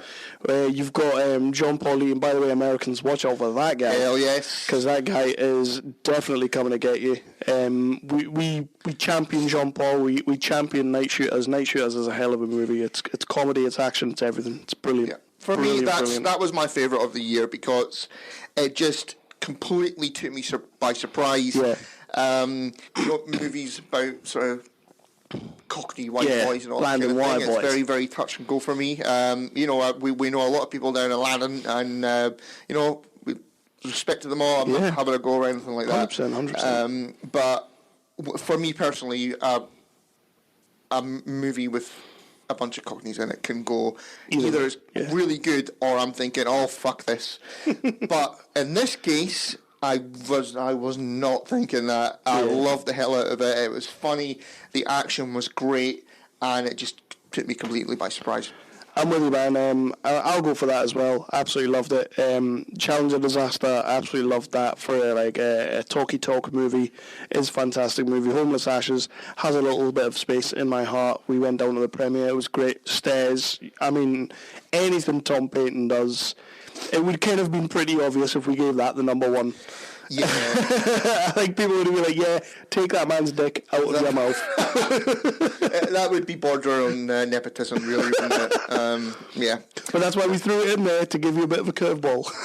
And I also said number one, Stairs, as well. Yeah. Just to fuck with their minds, Kevin. Yeah, and the best of it is, most of the people that listen to Hobie probably don't listen to us, so they won't have a fucking clue what we're They're probably about. all Americans and have no idea what any of these films are, apart from Challenger Disaster. These are all British except for Challenger, but you know what, America, you should check them out. Yeah, it's been a phenomenal year for independent film. A lot of the guys that we follow have had fantastic years. Tom Payton has literally just wrapped on his new movie, which also stars John Paul Lee from Night Shooters. But by the way, just going to say, called that. And so I guess that's it. That's our number one independent movie of the year, Night Shooters. If you haven't seen it, check it out. Yeah, definitely check it out. It's everywhere you can get films, so just go and do it. Do that. And thank you, Hobie. And we hope you're enjoying your round table experience, and Jeff Morris hasn't just gone pissed and wrecked the place. What's the round table? What they're doing this time? I've got no idea. Their top five movies of the decade. So Jeff will be like Mother, Midsummer, La La Land, and some other wanky arty-farty pish. 100%. So on that note, we'll just drop out. Yeah, fucking let them bother. Cheers. Merry Christmas, guys. Merry Christmas and a Happy New Year. We got a lot coming up, and we're going to be joining you boys again soon.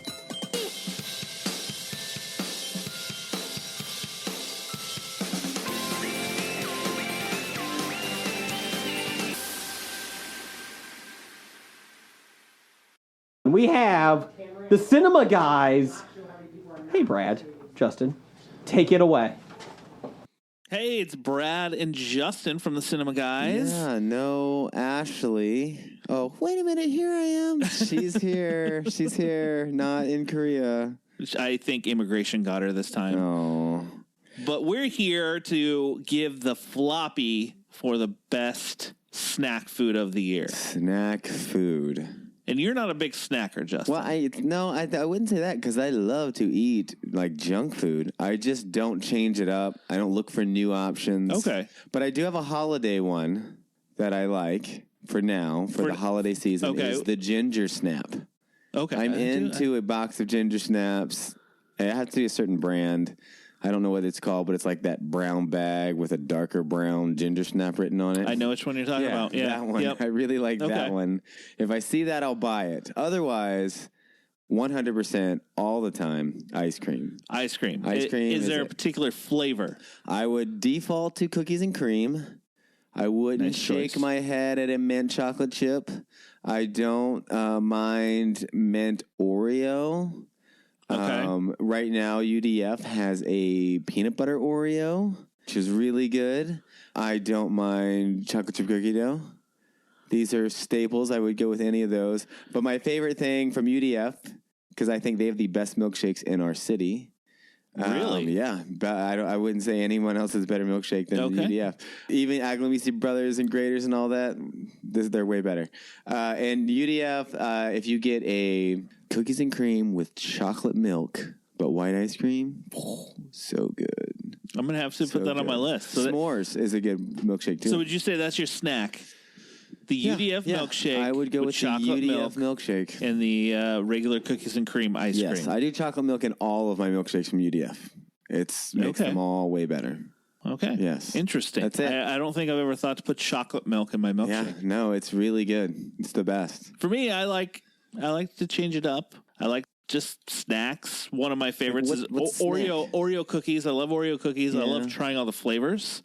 I know Hobie loves to try what the are flavors other of Oreos. Besides the brown and white. Like currently, as right now, there's peppermint, which I'm not a big fan of, like the peppermint bark one. Oh, there's mint. I've seen the mint one, right? There's the Baskin Robbins mint one, which is pretty good. It tastes like a Girl Scout Baskin cookie. Robbins mint. I think it used to just be mint. Just Baskin. It is a Baskin Robbins mint. Oh, fancy.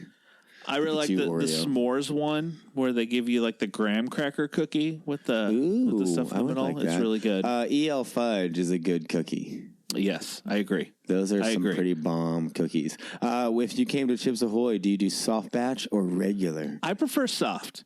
I like them to be a little. People love this word, moist. Ew, I do not want a moist anything, much less a cookie. I like the crunchy. Yeah, I Chips prefer, Ahoy. like you said, ginger snaps. I do like the taste of a ginger snap, but I usually prefer, if you've seen in the bag, you don't want a snap. You just want a ginger. Yeah, they call them molasses cookies. Ew. They kind of have that flavor of a ginger snap, but they're soft. They don't snap. Yep, no.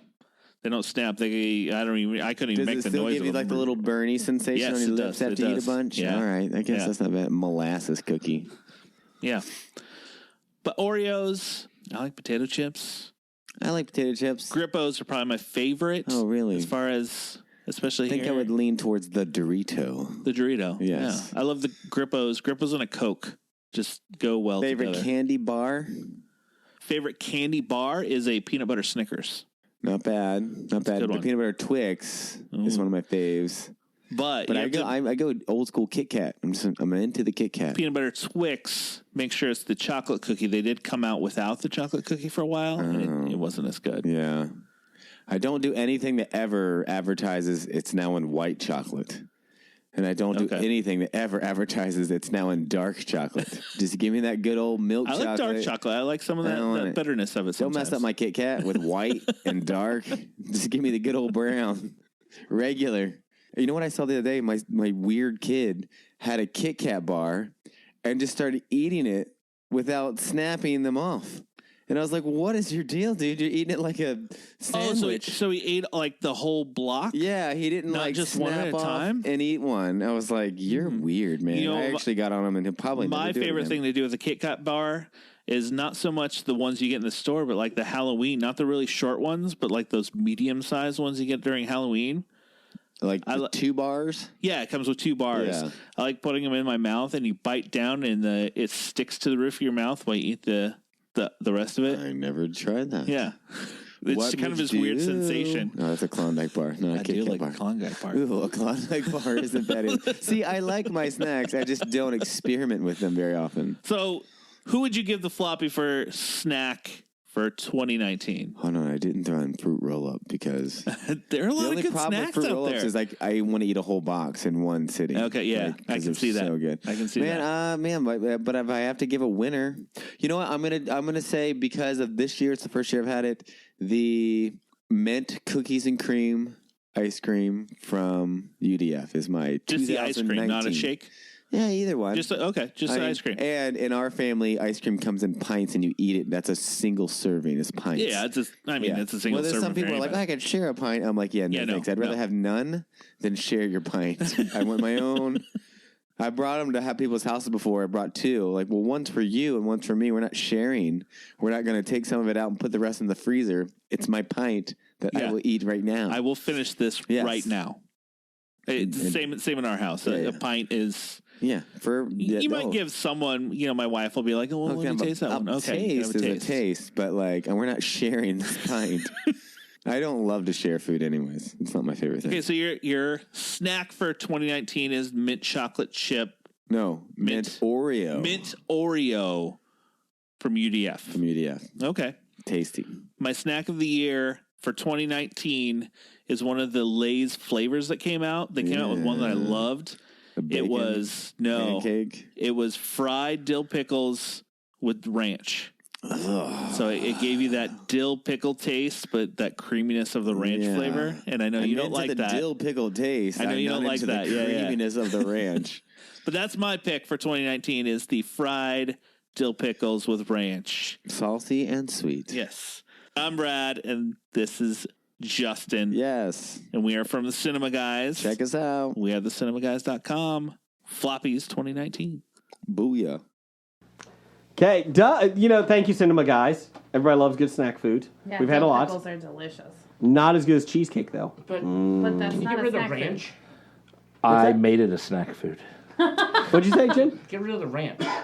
But it's dill pickle and ranch flavor all in one chip. So thanks, Brad and Justin. Now, So no, you can't. just unlike the real Oscars, we have good categories. Doug, you actually have thrown another one in here. What do you got for your floppy? I've been working on this all summer, fall. Okay. We narrowed it down to two. Okay. The best character in Zombies, the true story of the Titanic. Who wrote that? I don't know. It's a very good book. I did. It was me. Oh, okay. So the two characters are Dr. Jen Adams. That sounds familiar. And Jeff Morris. Ooh. That's all. That's I'll be honest, he kind of sounds like a douche. That's the two main ones. That's I guess you could put the zombies. What I guess ego? we'll make it three. Zombies. What ego? How big of an ego do you have to put yourself as the name of a character in a book? I'm Every just autobiography not that ever good written. a writer, so I have to write in first person because third person's more difficult. You can write in first person but still change the name. So Scab, since you're up, go ahead and pick. Me. Okay. Jeannie. I'm gonna He pick Jen. learned. Jen Adams. Jim. Zombies. Hey, Doug, you got the Dipman. Jen. Hackney. Zombies. Doug. I'll go with the Doctor. Jen Adams. Yes, because what he did to her in the book was just. I that a could not hand job? believe it. I could not believe it. I'm going Gotham. Jeff?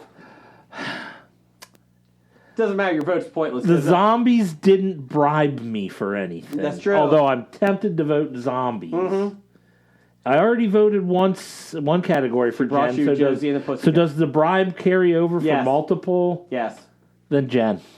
Jen, congratulations, 2 floppies. You can share hers. She won the Oscar trophy last year too. So when she breaks up with you, because that's inevitable, she'll probably just take both of them with you, right? With her? She'll take both floppies and the Oscar trophy. You might. Leaving you nothing. At least you're dating a winner. She can't say the same thing.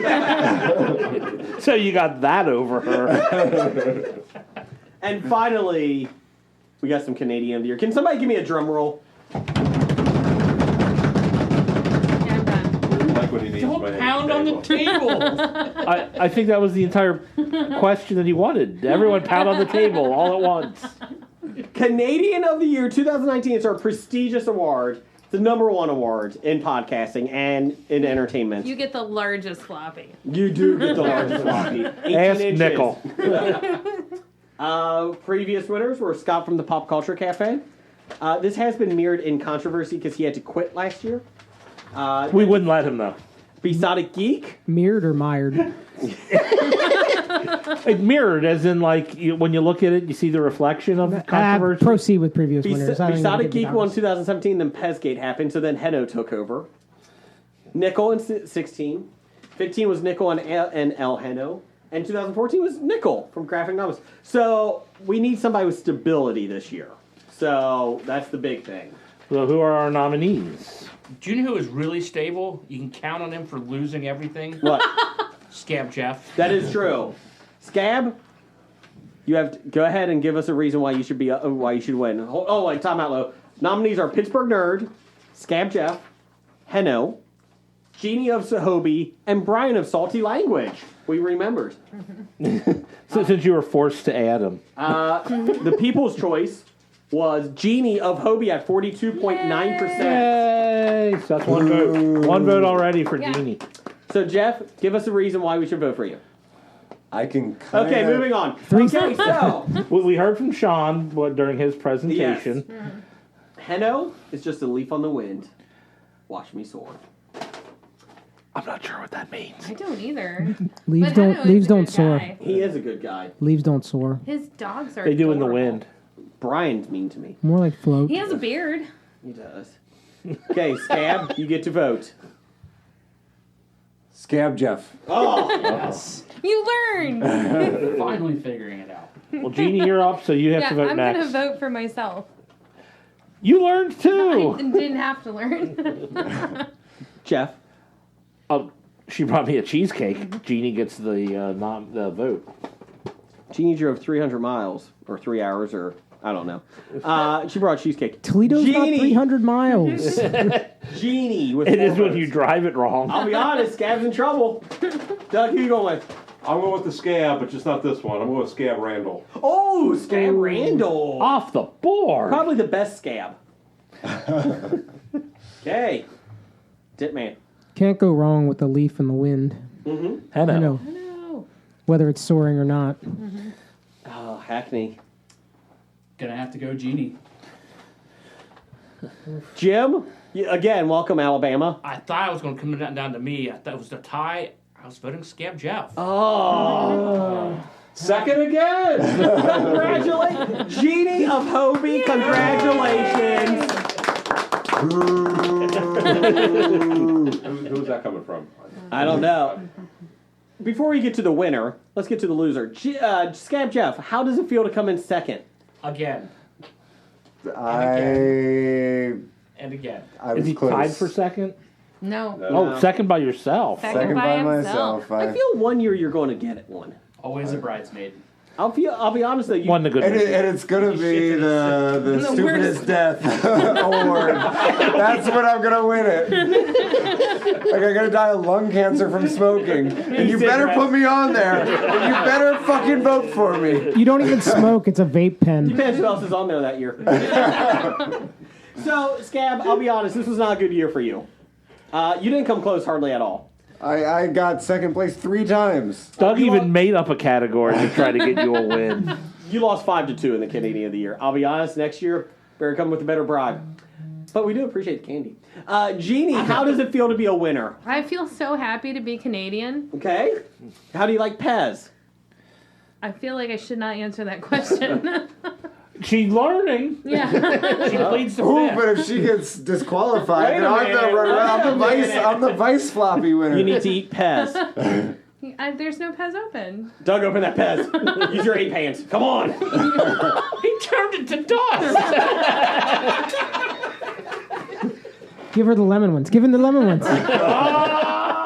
He has to touch lemon. Just crack it in half, middle. There you go. 8 pants. It's like Coke. You just like pour it out. How did you get that nickname? How is Pez like Coke? I don't know. He just breaks it in the middle and he crushes it up and puts it on the table. Okay, here we go. Big moment. She needs to try and Pez. She hasn't spit it out yet. It's No, don't even give us an opinion. Just eat it. Okay, she's Canadian of the Year. Congratulations. That's how it's done, Besotted. That's how it's done. So, just put it in your mouth and eat it? yeah, pretty much. Oh, okay. Put them in your mouth and suck them. That's what she said. That's how Jason got his wife. Oh, good thing she don't listen to this podcast. It wasn't a handy. It wasn't Armageddon either. So thank you, everybody, for listening. 2019 was fun. We got a new studio. We do. We expanded Beautiful at the studio. Expo. We expanded at the Expo. And we'll be back next year, 2020, September 11th through 13th. Make sure you're there. Cincinnati Comic Expo. And finally, Jeannie, thanks for coming down, winning the Canadian of the Year. Yay! Yay! Jeff, I'll be honest, Scab, maybe next year you should start in, like, Florida Go down to Florida and then drive up, and then you might get some votes. Just saying, some dedication. So I'm trying to campaign on the way up for you might want votes. Have everybody just send a message to Twitter on Bad Ideas Podcast. Bad Ideas. Jellicoe, Tennessee. You want to get their vote. That is true. Jellicoe cats. I think you should get one of those. That's a big part of cats. I got it there for a second. A billboard, one of those billboard trucks, and just have Scab Jeff for Canadian of the Year and drive across the country. And on the other side, have Tweet like a at Bad Ideas Podcast. It's a good idea. I'm just saying you need to put some dedication in. If you do that, you have my vote. I like the idea of a billboard truck. For the last 2 years. Intern Hackney, thank you for being an intern this year. We're excited for next year since you're our intern of the year. Does he get a promotion? Yes, he's now assistant to the intern. I'm not the assistant intern? No, assistant to the intern. Assistant to the regional intern. Yes. Who's the regional intern? That would be you too. You're your own assistant. You mean Bono? I was like, the band? No, fuck Bono. That's actually an episode of I know it is. That's why I did it. I see what you did there. When he says to Pam, I need you to be the secret assistant. Ditman, thanks for showing up, talking military movies. Yep. I'm glad you love Zero Dark 30. I'm glad that you dogged me on it. So Okay, yeah. no problem. Doug, thank you for showing up. Yes. Bringing goodies. Clears up Ripping the junk in my Pez house. open. Okay. Opening up Pez. And we're excited about your A-Pains for next year, too. Very excited. I was very excited that Hackney brought up the name Power Bottom on Facebook. The other nicknames really haven't taken hold. Dr. Nazi did not. Like douche Douche nozzle, nozzle. I don't remember that Power one. Bottom. So I just Hey, I am the power bottom. I will accept it. I don't accept mine.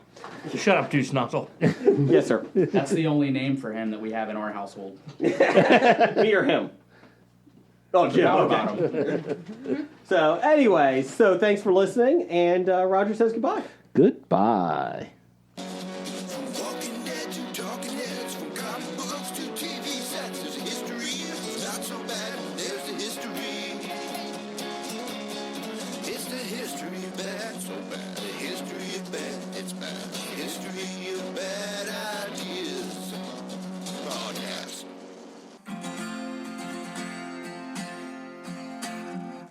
Okay, we ready? Sound good in there? All right, cool. All right, Alan Sherman, 12 Days of Christmas parody for History of Bad Ideas, take one. On the first day of Christmas, Hobie gave to me a Japanese transistor radio. On the... What? Really? All right. Okay, all right, I can do it, okay. Alan Sherman, 12 Days of Christmas parody for History of Bad Ideas, take two. On the first day of Christmas, Hobie gave to me a history of bad ideas, IOU. On the second day of Christmas, Hobie gave to me green polka dot pajamas and a history of bad ideas. What? Really? Well, that too? Okay, all right. All right, okay, we'll take it from the top again. All right, Alan Sherman, 12 Days of Christmas parody for History of Bad Ideas, take three. On the first day of Christmas, Hobie gave to me a history of bad ideas, IOU. On the second day of Christmas, Hobie gave to me 2 IOUs and a history of bad ideas, IOU. It's a Nakashima. On the third day of Christmas, Hobie gave to me a calendar book with the name of my insurance man, 2 IOUs and a... Now what? Are you serious? They didn't get the calendar book... Okay, all right, fine. All right, can you just dub this in? Just dub this in. I don't want to start from the beginning again, okay? All right, cool. Let's see, where am I? Okay, yeah. 3 IOUs, 2 IOUs, and a history of bad ideas. IOU, it's better than money. On the 4th day of Christmas, Hobie gave to me. Are you... Really? Nothing? Not the whole thing? I mean, what the fuck? What the fuck am I doing the song for then? All right, fine. You know what? I'm done. Let's just get this over with, okay? 12 IOUs, 11 IOUs, 10 IOUs, 9 IOUs, 8 IOUs, 7 IOUs, 6 IOUs, 5 IOUs, 4 IOUs, 3 IOUs, 2 IOUs, and a history of bad ideas. IOU. You've been listening to Hobie.